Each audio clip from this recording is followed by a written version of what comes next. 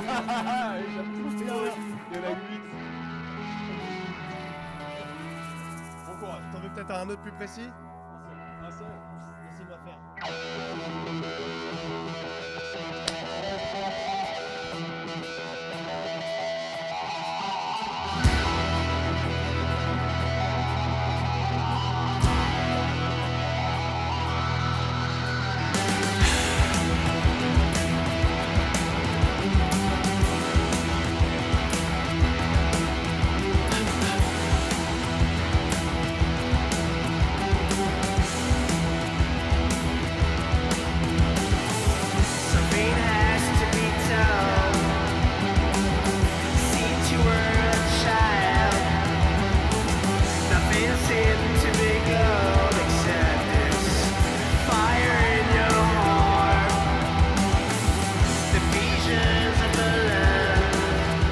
Alors je m'appelle Junior Rodriguez et voici les Evil Things, qui est le groupe que j'ai avec moi sur scène.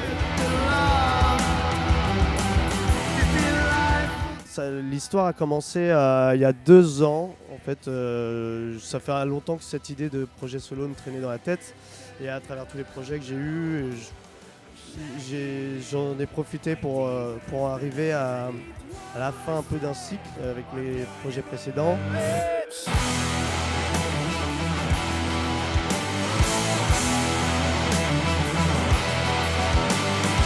Les Evil Things, c'est pas juste nous 3, c'est même maintenant 4, mais c'est plus de monde que ça. C'est Stéphane, qui est aussi mon coloc, qui se charge de toute la partie visuelle.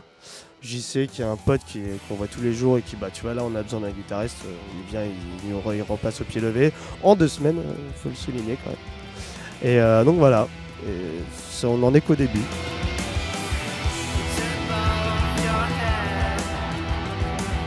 Ouais, c'est bien. Je crois que lui comme moi, on est content d'être sur ce projet-là, de soutenir Junior. On aime bien ce qu'il fait. Du coup, on le fait sincèrement, quoi. Puis on est potes en dehors, donc ça aide. Je sais pas si c'est toujours le cas, mais en tout cas là c'est le cas. Ouais, c'est tout. Oui, c'est surtout de l'amitié à la base même des choses. Enfin, c'est arrivé comme ça d'abord. Lui, je l'ai rencontré quand j'avais 14 ans dans un studio. Voilà, on est resté en contact, on s'est retrouvés quelques années plus tard. Et puis quand ça a été question quand j'ai commencé à réfléchir, tout de suite, ça m'est paru évident qu'il avait clairement le type de jeu et le genre de personnalité à la batterie que je kiffe. Du moins pour ce projet, ça colle vraiment, quoi. Et puis lui, voilà, on sait quoi. Yannick, tu dormais sur le canapé? Il dormait en slip sur le canapé. Et donc c'était en septembre de l'année dernière, ou il y a 2 ans déjà? Non, de l'année dernière. C'était l'année dernière. 2014. Ah ouais? 2014, au retour de Hernadette. Donc on rentrait de Montréal. On rentrait de Montréal, de tourner avec Hernadette. Et puis un matin, je me suis levé, et puis ma manageuse à l'époque qui me fait: tiens, en fait, la semaine prochaine, tu fais premier concert au Sentier des Halles. Je fais: ah cool, tu sais faire de la basse? Non. Bon je vais t'apprendre. Et voilà, et puis en fait c'est devenu bassiste, et puis ça fait grave. Et je préfère avoir des gens comme ça qui sont motivés, qui à la base kiffent le projet, qui viennent s'intégrer au groupe par une volonté, avec le cœur, avec une volonté artistique, plus que d'aller choper des mecs via des annonces ou je ne sais, de me dire ouais, je prends lui parce que c'est trop un bête de guitariste, ça m'intéresse pas, moi. Ça veut pas dire qu'il est mauvais, hein.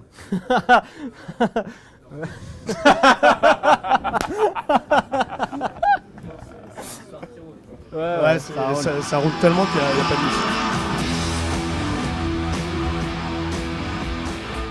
Un endroit où on se sent particulièrement bien, c'est chez moi, ouais. La House of Joy, on appelle ça. Moi je me sens bien chez lui. D'ailleurs j'y suis plus que chez moi, donc c'est pour dire. Ouais, il y a eu une période, il y avait presque 3-4 mois où il n'est pas rentré chez lui. En fait, à partir du moment où je lui ai dit t'es chaud de faire le premier show, et que je lui ai dit on va bosser la basse, et puis en fait ça a duré. Ouais. Après on a fait le show, puis après il y en a eu un autre qui venait, donc du coup on a continué comme ça, puis on est resté chez moi à faire du son. Yannick, il a pris le mot résidence au pied de la lettre. Il est venu avec ses valises, quoi. C'est clair, putain.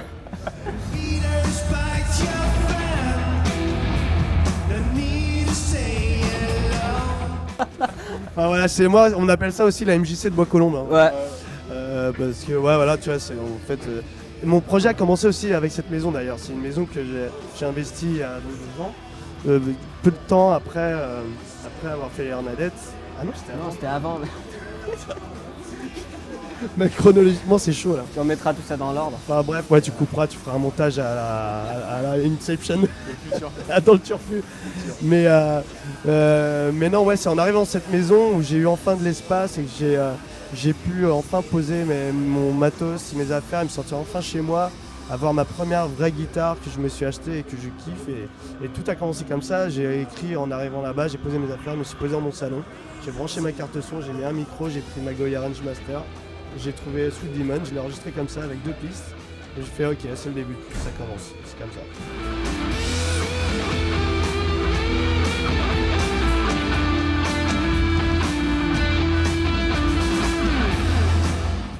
C'est un signe de ralliement du métal normalement, hein, du hard rock.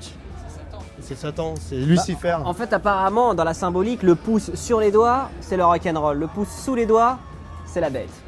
Voilà, donc si vous voulez un petit peu de Voilà. voilà, de Il théologie, est aussi écrivain, tout ça et tout. voilà, j'écris beaucoup.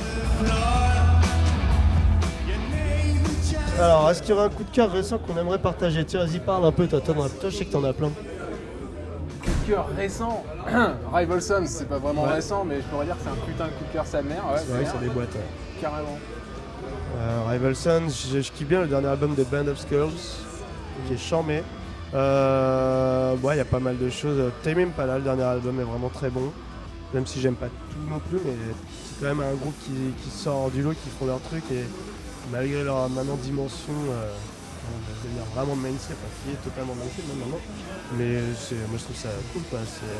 Disons qu'ils sont en train de mettre un coup de frais à cette scène un peu justement psyché qui s'est vachement enterrée pendant longtemps dans des trucs toujours obscurs, soit la Black Sabbath, soit la Led Zeppelin, ou des trucs, il fallait que ce soit forcément dark.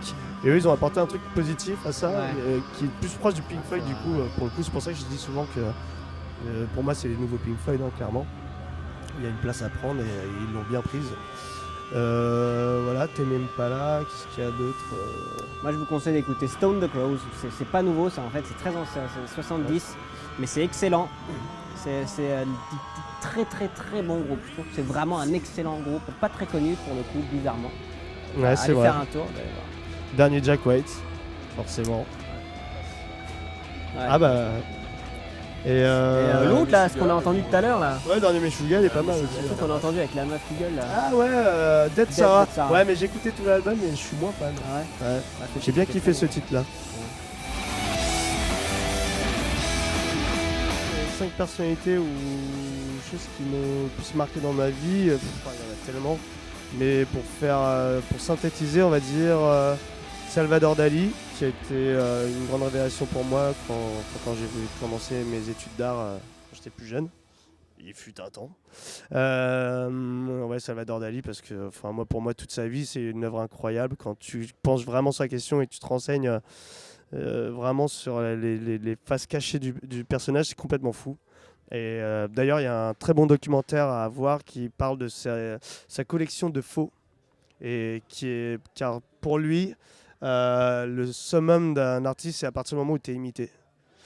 Et c'est pour ça que j'ai écrit cette chanson d'Ali Was a Liar que vous pourrez découvrir sur le volume 2. Ensuite, on peut mettre tout Led Zeppelin en même temps. Tout Pink Floyd, on va dire que c'est une personne ça. Robert Plant, Jimmy Page, parce que voilà, je pense qu'il n'y a pas grand chose à dire. C'est vachement bien. C'est vachement bien. Lemmy, parce que voilà, hein, quand tu tiens déjà jusqu'à l'âge qu'il a tenu, avec le train de vie qu'il a eu, franchement, respect. Respect, mais il va quand même mettre il vient de fixer la date limite de péremption maintenant de tous les rockers qui font ça jeu pareil. Donc je commence à boire un petit peu moins, on essaie de faire gaffe maintenant. Ouais, mais du coup, d'ailleurs je veux bien une petite bière. Une petite moussette. Merci. On boit pas d'alcool, hein. On peut pas parler d'alcool dans les interviews, je crois. Ouais, je sais pas. Donc, ouais, ou le Méjège, ouais. Le Méjège c'est vachement important. Non, mais la dernière influence. Ah bah le Méjège, ouais, ça c'est l'influence number one. Hein. Elle est omniprésente globalement. C'est une espèce de globe mégégique comme ça qui vient du turfu. Et Les gens ne comprennent pas ce qui se passe. Des coffrets. Wikipédia, Mégège. Mégège, vous avez trouvé. Ensuite, Serge Gainsbourg, hein, Ouais. bien Majeur. évidemment. Majeur. J'aimerais bien un jour écrire comme lui. Ah. De ce jour-là, j'écrirai en français. Et c'est pas près d'arriver, je pense. Peut-être toi, t'écriras mes textes un jour en français. Français, ouais. Tu sais écrire, toi oui. Ouais, moi on a dit tout à l'heure que j'écrivais beaucoup. Oh, merde. Les Beatles, pour passer à quelque chose de plus sérieux, une grosse influence Ouais, en tout cas ouais, pour les moi. Beatles, Les Beatles. Dans les trucs plus modernes, on peut citer, après c'est un tout, mais At the Drive-In, Mars Volta. Ouais, Marvelta. Qui ont été, en fait, quand j'ai commencé à chanter, en découvrant At the Drive-In à l'époque, j'ai fait putain, c'est trop bien ce qu'il fait, moi aussi je veux chanter comme ça, et puis j'ai fait. Il chante un peu haut quand même. Hein. Donc je me suis mis à faire du psyché, comme ça je peux faire. Non, je rigole. Non, mais ouais, c'était vraiment une des raisons pour laquelle je me suis mis à chanter. Et je me suis retrouvé face à la difficulté de ce qu'être chanteur et le du pourquoi je travaille encore tous les jours dessus. Ah Plus Ah, Kassav. ouais, Kassav quand même. Ouais, Kassav. Kassav. C'est vrai que toi t'es plus Kassav. Ouais. Mais C'est c'est la vrai que base. Bob Marley, moi, j'adore. Moi, je suis fan. Et d'ailleurs, il y a dans le style rien à voir, mais il y a un album qu'il faut découvrir pour les fans de Pink Floyd, le Dub Side of the Moon, qui est une version dub de Dark Side of the Moon fait avec les plus grands du dub et tout, et ça défonce. Le soir quand tu fumes Un cigare. cigarette, c'est vachement bien. Ouais. Sinon, vous pouvez aller sur YouTube, vous tapez Heaven Lips, Junior Rodriguez. Vous avez un petit condensé de ce qui se passe, autant en termes d'image qu'en termes de musique. Je pense que ça va vous donner un vrai avant-goût du volume 2 et du volume 3. Voilà. Et cet avant-goût vous permettra de venir nous voir en live très prochainement, car nous avons déjà des dates à Lille, Niort, Rennes. Normalement, il y a Marseille qui arrive, Montpellier et d'autres dates. JuniorRodriguez.com, vous aurez tout dessus. Et le nouveau disque arrive bientôt.